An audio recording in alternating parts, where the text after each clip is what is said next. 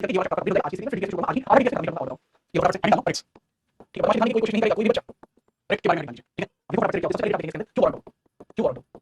हालांकि बहुत सारे बच्चे होंगे जिन्होंने पहले से लिखा होगा। ठीक है, तो अच्छी बात है आपने पहले से लिखा नहीं है, क्यों वांट अधिकार परीक्षण, अधिकार परीक्षण जब अवैध तरीके से किसी सरकारी पद को धारण कर लिया जाता है, जब अवैध तरीके से किसी के द्वारा सरकारी पद धारण कर लिया जाता है, सरकारी पद धारण कर लिया जाता है, धारण कर लिया जाता है, तब उसके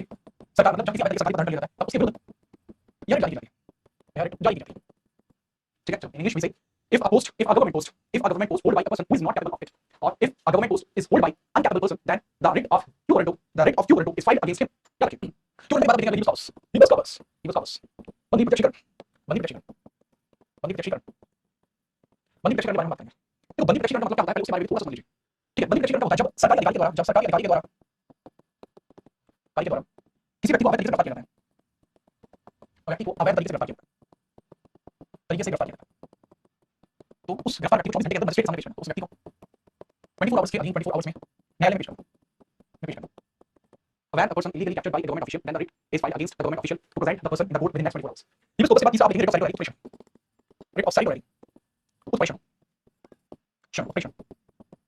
ठीक है। इसमें क्या होता है, निचली अदालत में लंबित मुकदमों को prolonged का मतलब लंबित मुकदमे, निचली अदालत में लंबित मुकदमों को उसी अदालत में लंबित मुकदमों को ऊपरी अदालत में पेश किया जाता है, ऊपरी अदालत में पेश किया जाता है। writ of certiorari परमादेश मैग्नस परमादेश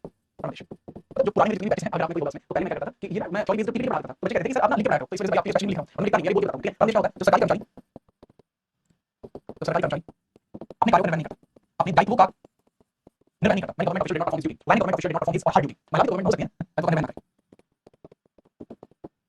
मैंने उसके बाद आपका लास्ट प्रोविजन मतलब प्रतिषेध, अदालत निचली अदालत को, ठीक है, निचली अदालत को अपने कार्यक्षेत्र में, अपने कार्यक्षेत्र से बाहर जुडिशियल कार्यक्षेत्र से बाहर के कार्य करने से रोकना, से बाहर के कार्य करने से रोकना,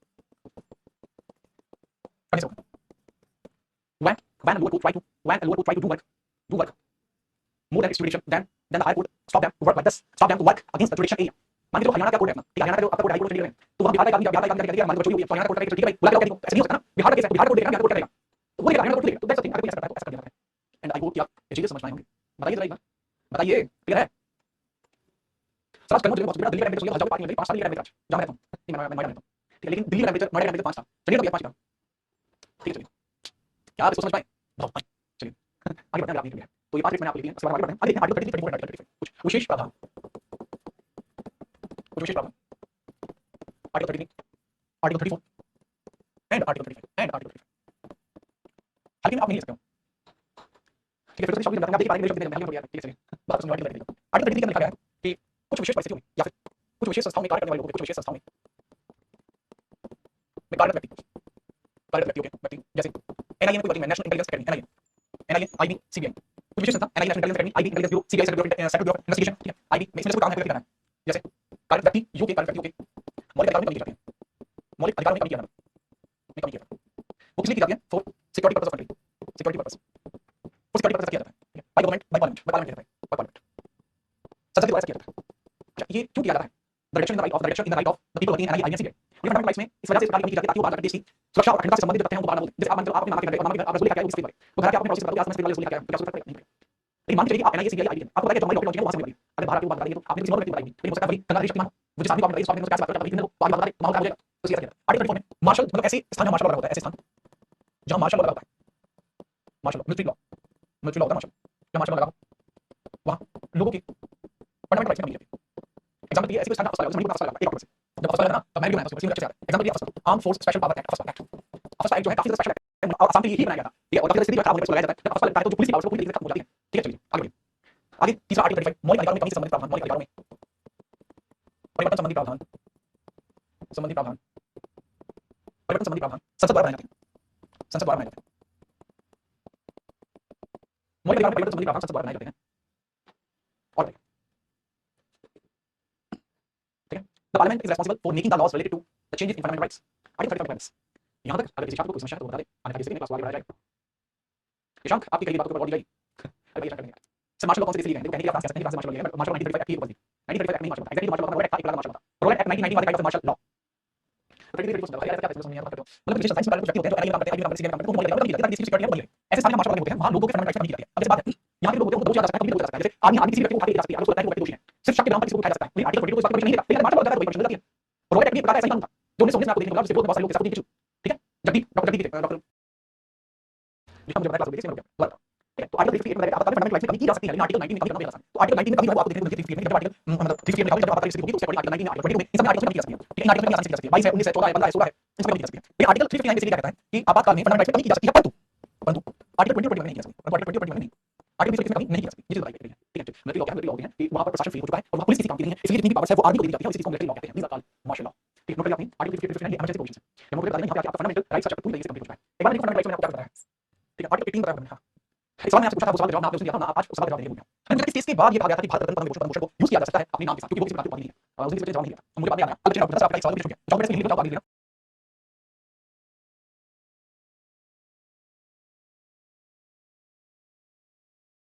अब क्लियर है ये क्लास आगे से कुछ आकाश मुझे पता होता है कि ऐसा कुछ चला लेकिन मैं टेक्निकली बता सकता हूं कैसे चला ठीक है आगे बढ़ते हैं मैं आपको तीसरी चीज बता दी चलो आपको भी होगी इसके बाद आगे बढ़ता हूं और आगे बात करते हैं chapter number DDS direct principle of state policy DDS के बारे में बात करना शुरू करते हैं direct principle of state policy नीति निर्देशक सिद्धांत नीति निर्देशक सिद्धांत नीति निर्देशक सिद्धांत direct principle of state policy नीति निर्देशक सिद्धांत directive principle of state policy direct principle of state policy नीति निर्देशक सिद्धांत के बारे में हम लोग यहां पर क्या करने वाले हैं आपकी डीडीएस को देखिए सर नीति निर्देशक सिद्धांत को है संविधान में संविधान में बात पार्ट 4 में संविधान के अंदर टोटल 22 चौथा डीडीएस संविधान के साथ साथ आर्टिकल का जिक्र मैं आपसे करूंगा आर्टिकल का जिक्र आर्टिकल 36 से लेकर यहाँ तक जिसके बारे में आपको देखने को मिल जाते हैं और यही नहीं है सुनिए डीडीएस के होने का कारण क्या होता है या इसका ऑब्जेक्टिव क्या होता है उद्देश्य देखिए अगर डीडीएस के होते हैं तो उद्देश्य क्या होता है समझिए एक राज्य को कल्याणकारी स्वरूप देना एक राज्य को कल्याणकारी स्वरूप देना एक राज्य को कल्याणकारी स्वरूप देना ये कार्य होता है एक राज्य को कल्याणकारी स्वरूप देना जो है वो बेसिकली डीडीएस का कार्य होता है ठीक है भाई जी ये चीज तो समझ कल्याणकारी स्वरूप देना होता है समझिए दूसरी चीज क्या है कि एक राज्य को कल्याणकारी स्वरूप देना इसलिए बोलते हैं make a welfare state to make a welfare state to make a welfare state एक राज्य को कल्याणकारी स्वरूप देना मेक अ वेलफेयर स्टेट कार्य होता है डीडीएस का ऑब्जेक्टिव दिस इज ऑब्जेक्टिव दूसरी चीज यहाँ पे और समझिए कि ये जो होती है चीजें ये क्या होता है डीडीएस में क्यों होता है डीडीएस में क्या होता है डीडीएस में इसके बारे में कुछ चीजें थोड़ा ध्यान से समझिए थोड़ा ध्यान से समझिए बात ये है बच्चे की बात है 1945 की बात है 1945 की उसमें नेहरू ठीक है जो हमारे प्रधानमंत्री बनने वाले थे तो जवाहरलाल नेहरू के द्वारा एक समिति का गठन किया जाता है द्वारा क्या किया जाता है एक समिति बनाई जाती है एक समिति का गठन किया जाता है उस समिति का नाम है सबरूप समिति सबरूप समिति गठन किया जाता है सबरूप समिति का गठन किया जाता है सबरूप समिति का कार्य क्या था उसको क्या कहा गया था देखो सबरूप समिति से कहा गया था कि आपको देखना है कि जो भी चीज हम आपके लिए कर रहे हैं वो चीज सही है या नहीं है कुल मिलाकर आसान शब्दों में सबरूप समिति का कार्य था देश के नागरिकों के लिए अधिकार का चयन करना देश के नागरिकों को क्या करना चाहिए देश के नागरिकों के लिए अधिकार देश के नागरिकों के लिए अधिकार देश के नागरिकों के लिए अधिकार ठीक है देश के नागरिकों के लिए अधिकार इस बात का मतलब है देश के नागरिकों के लिए अधिकार से मतलब है देश के नागरिकों के लिए अधिकार से मतलब है rights for Indian peoples rights for Indian peoples ठीक है समझिए अच्छा तो सबको समिति को नाम सबको दिया गया किसी मुख्य व्यक्ति जिसके द्वारा समिति को दिया गया था उनका नाम तीन बार सबको तीन बार सबको आप पहली बार सुने होंगे डिफरेंशियल पहली बार सुने अब मॉडर्न से पढ़ाई जाती है तीन बार सबको जो थे एक अच्छे डिप्लोमेट थे अच्छे डिप्लोमेट होने से ज्यादा एक अच्छे कानून लिखे थे वो कानून बहुत अच्छी जानकारी थी जो गोली संविधान में उसमें तीन बार सबको ने अपने इंपोर्टेंट रूल्स बनाया यार तो सबको लिखा है सबको क्लास करनी है अपनी रिपोर्ट सकते हैं इन्होंने रिपोर्ट सौंपी अपनी रिपोर्ट में लिखते हैं कि भारत के लोगों को जो फंडामेंटल राइट्स दो तरीके से दिए जाने चाहिए इन्होंने कहा कि कुछ राइट्स जो है वो अनिवार्य है सम राइट्स अनिवार्य नहीं मैंडेटरी जो किसी भी व्यक्ति को मिलनी चाहिए मैंडेटरी कि कोई भी व्यक्ति उसको इतने राइट्स मिलने चाहिए मैंडेटरी का मतलब अनिवार्य जिस तरह से उन सभी राइट्स को शामिल किया गया इन सभी राइट्स को शामिल किया संविधान की बात में शामिल किया जिसको फंडामेंटल राइट्स आर्टिकल बोलते हैं आर्टिकल में फंडामेंटल राइट्स लेकिन इनकी रिपोर्ट में एक और भी थी जो भाग 4 था मतलब कुछ राइट्स वैकल्पिक होने चाहिए ऑप्शन कुछ राइट्स ऐसे होने चाहिए ऑप्शनल होने चाहिए वैकल्पिक ठीक है ऑप्शनल होने चाहिए वैकल्पिक होने चाहिए वैकल्पिक एक बात याद है वैकल्पिक का मतलब चूज मतलब चाहे तो ले चाहे ना ले ऐसा कुछ है जी ऐसा कुछ वैकल्पिक होने चाहिए तो वैकल्पिक होने के बारे में थोड़ा सा याद रखना वैकल्पिक होने चाहिए ये चीज समझ में आ गई लेकिन एक और चीज जो समझ में आ आएगी वो क्या है कि वैकल्पिक है या नहीं है राज्य पर निर्भर है राज्य पर निर्भर मतलब कुछ ऐसे राइट्स होने चाहिए जो राज्य अगर चाहता है तो राज्य नहीं चाहता है तो ठीक है याद रखना ठीक है राज्य पर निर्भर होता है राज्य पर निर्भर होता है दूसरी चीज हम क्या कहते हैं इसी चीज को बात करते हैं इसी चीज को बात करते हैं और जो हमारा डीडीएस क्लियर जी सर मुझे लगता है हमारी पीटी वाले समय आर्टिकल 28 नहीं पढ़ा इसलिए पीटी टाइम हमें हमारे बाल पकड़ रखे थे बेटा आर्टिकल 28 है इससे कहा जाता है संस्थान में जो उपासना है उसे कुछ राइट्स होंगे हां भाई आपकी पीटी वाले समय आपको पीटी हमारे बाल पकड़ के उधर मारने ठीक है अब इसके लिए राइट्स लिखो ठीक है चलो ये सब बताने नहीं पता ऐसे बताओ तो और पीटी होगा नहीं ठीक है चलो करो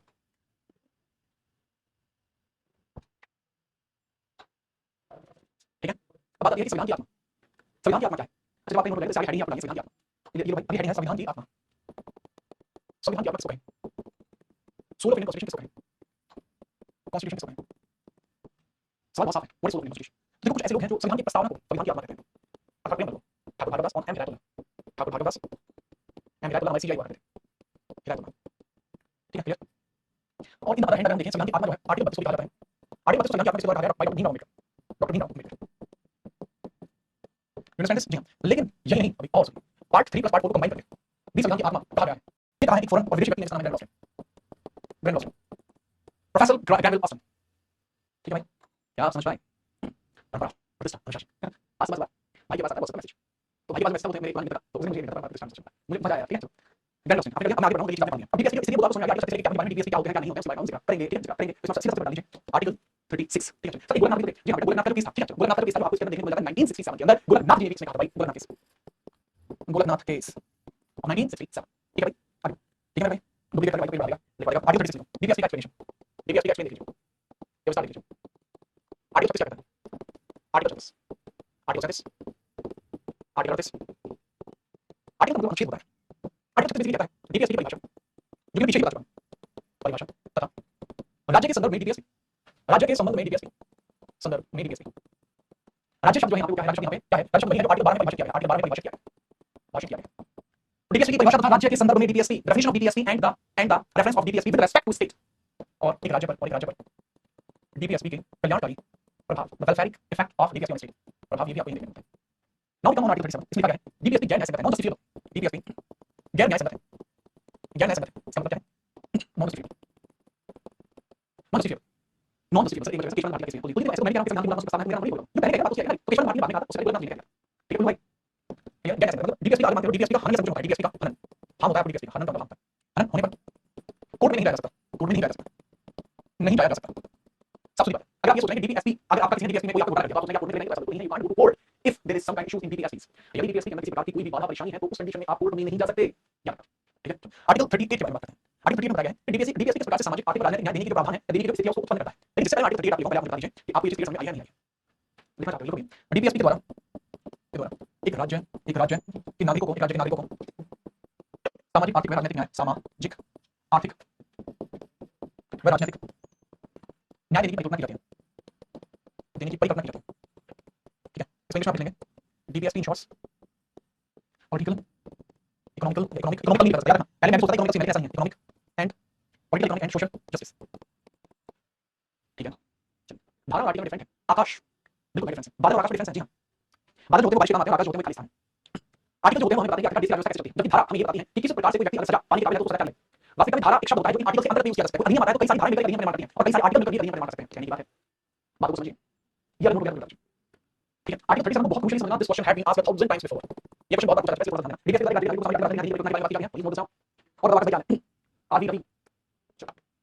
मुस्कान का कहना है फंडामेंटल राइट प्रिंसिपल में क्या कहते हैं मुस्कान फंडामेंटल राइट्स के बारे में और डीपीएसपी के बारे में जल्दी आपको बताएंगे जैसे ही आपको किस बात बताएंगे आप बताएंगे नहीं आप नहीं समझ पाएंगे अभी तो इसको क्लियर कर लेते हैं डीपीएसपी के बारे में समझ लो आपको फंडामेंटल राइट्स के बारे में पता है लेकिन राइट प्रिंसिपल नहीं लगे तो आगे बढ़िए आर्टिकल 38 आर्टिकल 38 एक कल्याणकारी राज्य का स्वरूप एक कल्याणकारी राज्य का स्वरूप एक कल्याणकारी राज्य का स्वरूप क्या इसमें लिखा हुआ है एक राज्य का कर्तव्य है कि वह अपने नागरिकों के लिए कल्याणकारी राज्य उपलब्ध कराए एक राज्य का यह कर्तव्य है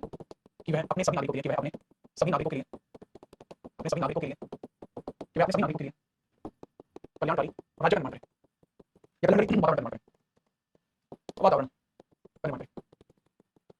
निर्माण करे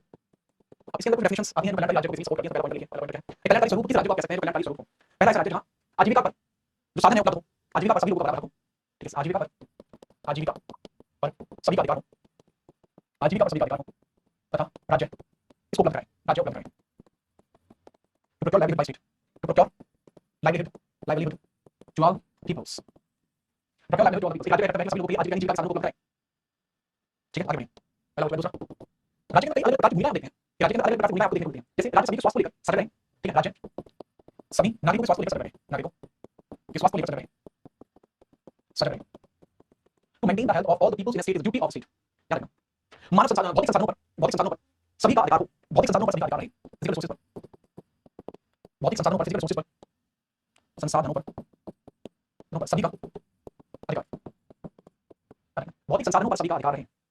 भौतिक संसाधन आप लोगों के सरकारी टूल है आप लोगों के सरकारी चौपाल है कोई सार्वजनिक मतलब ये चीज है उसके ऊपर सभी का अधिकार है ऐसा नहीं है कि है तो आप ही चौपाल कर सकते हो या आप भाई जो है 6 फुट 1 इंच है तो आप ऐसा कर सकते हो आप कहीं भी घूम सकते हो मार्केट नहीं घूम सकते या आप रंग है तो आप नहीं जाओ आप रंग नहीं है तो आप ऐसा नहीं होता है भौतिक संसाधनों पर सभी का अधिकार है ये जरूरी है फिजिकल रिसोर्सेज ऐसा नहीं भाई तो लाइक से सोलर प्लेट से बिजली चला रहा है नहीं चला सकता नहीं चला भाई हमारे नहीं चला ऐसा नहीं होना चाहिए देखना है भौतिक संसाधनों पर सभी का अधिकार है इसको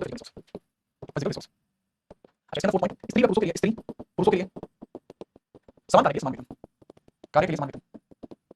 समान कार्य के लिए समान वेतन